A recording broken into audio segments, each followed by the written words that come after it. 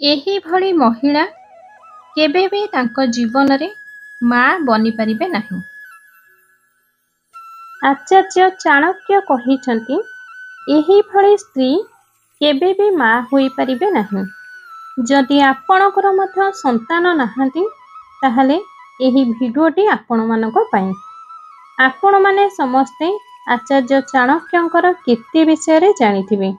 ଆଚାର୍ଯ୍ୟ ଚାଣକ୍ୟ ଜଣେ ବିଦ୍ୱାନ, କୂଟନୀତିଜ୍ଞ, ଅସ୍ତ୍ରଶାସ୍ତ୍ରୀ ଥିଲେ। ସେ ତାଙ୍କ ବୁଦ୍ଧି ଓ ପାଣ୍ଡିତ୍ୟ ବଳରେ ଚନ୍ଦ୍ରଗୁପ୍ତ ମୌର୍ଯ୍ୟଙ୍କୁ ରାଜଗାଦିରେ ବସାଇଥିଲେ। ଆଚାର୍ଯ୍ୟ ଚାଣକ୍ୟ ତାଙ୍କ ନୀତି ଗ୍ରନ୍ଥରେ ଅନେକ ଜୀବନ ପରିବର୍ତ୍ତନ କରିବାର ଉପଦେଶ ବର୍ଣ୍ଣନା କରି ଯାଇଛନ୍ତି। ଏହାକୁ ପ୍ରୟୋଗ କରି ପ୍ରତ୍ୟେକ ମନୁଷ୍ୟ ନିଜ ଜୀବନକୁ ସହଜ ଓ ସରଳ କରିପାରିବ। କହିବାକୁ ଗଲେ ବିବାହିତା ପତି ଓ ପତ୍ନୀଙ୍କ ପାଇଁ ସବୁଠାରୁ ଦୁଃଖଦ ଘଟଣା ହେଉଛି ତାଙ୍କର ସନ୍ତାନ ନ ହେବା। ସନ୍ତାନରୁ ବଞ୍ଚିତ ହେବା ଦ୍ୱାରା ପରିବାରରେ ଦୁଃଖ ଓ ଅଶାନ୍ତି ବାତାବରଣ ସୃଷ୍ଟି ହୋଇଥାଏ। ତେବେ ଆସନ୍ତୁ ଜାଣିବା, କେଉଁ କାରଣରୁ ପତି ଓ ପତ୍ନୀ ପିତାମାତା ହେବାରୁ ବଞ୍ଚିତ ହୋଇଥାନ୍ତି। ଏହି ବିଷୟରେ ଆଚାର୍ଯ୍ୟ ଚାଣକ୍ୟ ବିସ୍ତାର ରୂପରେ ବର୍ଣ୍ଣନା କରିଛନ୍ତି। ତେବେ ଆସନ୍ତୁ ଭିଡ଼ିଓଟିକୁ ଷ୍ଟାର୍ଟ କରିବା। ଯଦି ପତି ବା ପତ୍ନୀ ତାଙ୍କ ପୂର୍ବ ଜନ୍ମରେ କୌଣସି ପଶୁପକ୍ଷୀମାନଙ୍କୁ କଷ୍ଟ ଦେଇଥିବେ, ତାହେଲେ ପର ଜନ୍ମରେ ଆପଣଙ୍କୁ ସନ୍ତାନହୀନ ହେବାକୁ ପଡ଼ିପାରେ।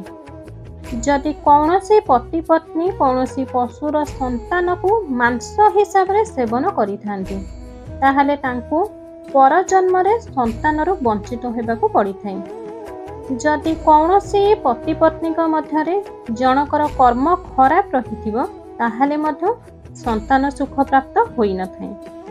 ଯଦି ଆପଣ ଏହି ଜନ୍ମରେ କୌଣସି ଶିଶୁକୁ ହଇରାଣ କରିଛନ୍ତି ବା କୌଣସି ପଶୁକୁ କଷ୍ଟ ଦେଇଛନ୍ତି, ତାହେଲେ ଆପଣଙ୍କୁ କେବେ ବି ଈଶ୍ୱରଙ୍କର କୃପା ପ୍ରାପ୍ତ ହେବ ନାହିଁ। ଯଦି ଆପଣ ସନ୍ତାନ ସୁଖ ପ୍ରାପ୍ତ କରିବାକୁ ଚାହୁଁଛନ୍ତି, ତାହେଲେ ଆପଣଙ୍କ ଘରକୁ ଆସୁଥିବା ପଶୁପକ୍ଷୀ ବା ପଶୁପକ୍ଷୀମାନଙ୍କ ସନ୍ତାନକୁ ଭୋଜନ କରାନ୍ତୁ। ଏହା ସହିତ ପଶୁପକ୍ଷୀଙ୍କ ପ୍ରତି ସ୍ନେହ ଭାବନା ରଖନ୍ତୁ ଏବଂ ନିଜ ମଧ୍ୟରେ ମାନବିକତା ରଖନ୍ତୁ। ଦେଖିବେ ଆପଣଙ୍କ ଉପରେ ଈଶ୍ୱରଙ୍କର କୃପା ଦୃଷ୍ଟି ବନି ରହିବ।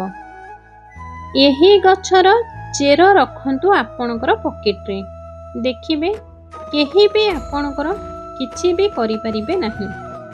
ହିନ୍ଦୁ ଧର୍ମରେ ବୃକ୍ଷଲତାର ଚମତ୍କାରୀ ଫାଇଦା ପ୍ରାୟ ସମସ୍ତେ ଜାଣିଥିବେ। ସୃଷ୍ଟି ଆରମ୍ଭଠାରୁ ହିଁ ପ୍ରତ୍ୟେକ ଗଛଲତାରେ ଭିନ୍ନ ଭିନ୍ନ ବୈଦିକ ଶକ୍ତିର ବାସ ରହି ଆସିଅଛି, ଯାହାକୁ କେହି କେହି ବିଶ୍ୱାସ କରନ୍ତି, କିନ୍ତୁ ଆଉ କେହି ବିଶ୍ୱାସ କରନ୍ତି ନାହିଁ। କିନ୍ତୁ ଅରଖ ଗଛ ଅତ୍ୟନ୍ତ ସ୍ୱତନ୍ତ୍ର ଗଛ ଅଟେ।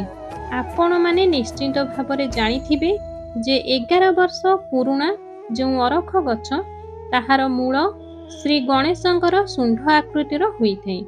ତେଣୁ 11 ବର୍ଷର ପୁରୁଣା ଅରଖ ଗଛକୁ ଶ୍ରୀ ଗଣେଶଙ୍କ ସ୍ୱରୂପ ହିଁ ମନା ଯାଇଥାଏ। ଆପଣଙ୍କ ଜୀବନରେ କୌଣସି ପ୍ରକାର ସମସ୍ୟା ଯଥା ଧନ ପ୍ରାପ୍ତି, ଆରୋଗ୍ୟ କିମ୍ବା ଅନ୍ୟ କୌଣସି ଲାଭ ପାଇଁ ଏହାକୁ ଆପଣ ପ୍ରୟୋଗ କରିପାରିବେ।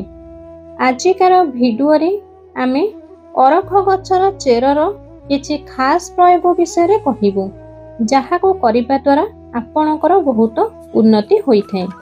ଆର୍ଥିକ ସମସ୍ୟାରୁ ମୁକ୍ତି ପାଇବା ପାଇଁ ଏହି ଗଛର ଚେରକୁ ଗୋଟିଏ ଦିନ ପୂର୍ବରୁ ନିମନ୍ତ୍ରଣ ଦେଇ ଆସନ୍ତୁ ଏବଂ ଆଗାମୀ ଦିନ ଯାଇ ମୂଳର ଅଳ୍ପ ଅଂଶ ଆଣି ତାହାକୁ ନୀଳ କପଡ଼ାରେ ଗୁଡ଼ାଇ ଆପଣଙ୍କ ଘରର ମୁଖ୍ୟ ଦ୍ୱାରରେ ଟାଙ୍ଗି ଦିଅନ୍ତୁ।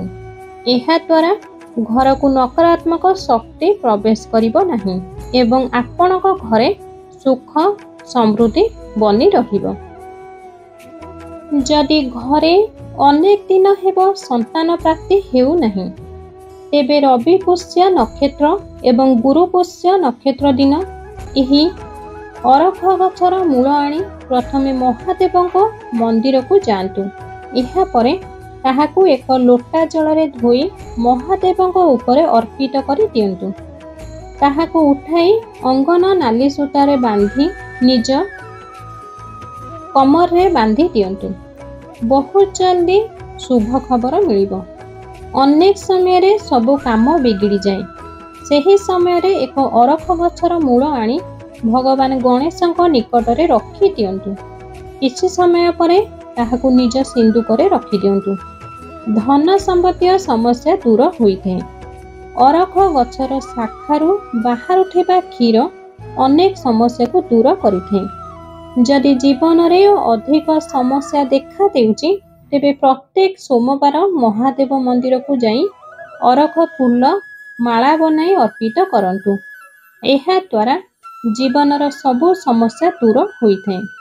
ଯଦି ଆପଣ ରବି ପୁଷ୍ୟା ନକ୍ଷତ୍ରରେ ନାଲି କପଡ଼ାରେ ଅରଖ ଫୁଲ ଗୁଡ଼ାଇ ଘରେ ଧନ ରଖାଯାଉଥିବା ସ୍ଥାନରେ ରଖନ୍ତି, ତେବେ ଘରେ ସୁଖ, ଶାନ୍ତି, ସମୃଦ୍ଧି ବଜାୟ ରହିବ। ଯଦି ଶତ୍ରୁ ଅଧିକ ସମସ୍ୟା ସୃଷ୍ଟି କରୁଛନ୍ତି, ତେବେ ଧଳା ଅରଖ ଫୁଲ ଗଛ ନିକଟକୁ ଯାଇ ପତ୍ରକୁ ଛିଡ଼ାଇ ସେଥିରେ କ୍ଷୀରରେ ଶତ୍ରୁର ନାମ ଲେଖି ସେହି ଗଛ ମୂଳରେ ମାଟିରେ ଦବାଇ ଦିଅନ୍ତୁ। ଦେଖିବେ ବହୁତ ଜଲ୍ଦି ଶତ୍ରୁ ଶାନ୍ତ ହୋଇଯିବ। ଭିଡ଼ିଓଟି ଯଦି ଆପଣଙ୍କୁ ଭଲ ଲାଗିଥାଏ, ତେବେ ଭିଡ଼ିଓଟିକୁ ଗୋଟିଏ ଲାଇକ୍ କରିବା ସହିତ ଭିଡ଼ିଓଟିକୁ ଅଧିକରୁ ଅଧିକ ସେୟାର କରିବାକୁ ମୋର ଆପଣମାନଙ୍କୁ ବିନୀତ ଅନୁରୋଧ।